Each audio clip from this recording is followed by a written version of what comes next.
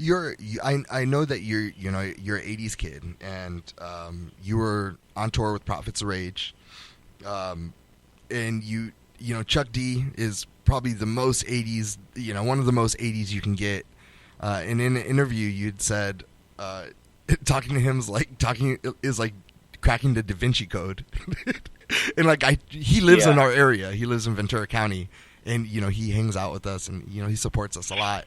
When we throw shows and whatnot, but I just thought that was super freaking funny. That I feel the same way. Like, he always talks in parables to me, and yeah, I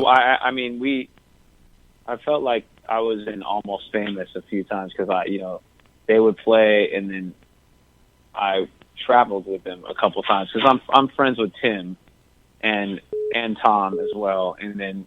Chuck, I wouldn't call Chuck a friend because he's such an icon. I mean, all those guys are really, but Tim is like, we hang out at each other's houses and stuff. Like, that's a different kind of friendship. And Tom's a text away, but Chuck is like this another level of like, my childhood, right? When I first heard Public Enemy, I mean, the idea of ever meeting someone like that, let alone sharing a stage, it wasn't even a possibility.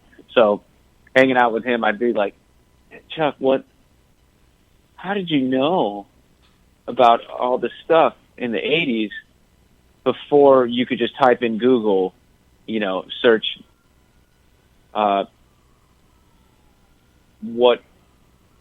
I don't even want to get into conspiracy theories, but any various conspiracy theory or any question about how money is printed and where it all comes from and all that kind of stuff, or the way the world's run, or different social issues. Like, I would ask him how he knew about it, because who told him this information? How was he so brilliant? And, singing lyrics and writing down poetry about stuff that is more relevant now, however many years later than ever before. And I didn't get an answer. Basically, he just basically spoke more poetry to me, and then I knew less after, what I mean?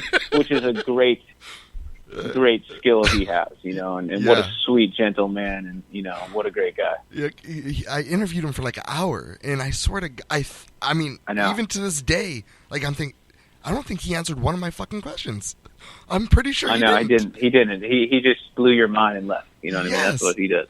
And it feels like he can read my soul, too. Like, he'll be talking about, I'll ask him a question, and then he'll turn around and spin it on me like, I know all your wants and joys in life, but just know. I'm like, what the fuck? How'd you know that? Yeah. It's just awesome, dude. Great guy. Great.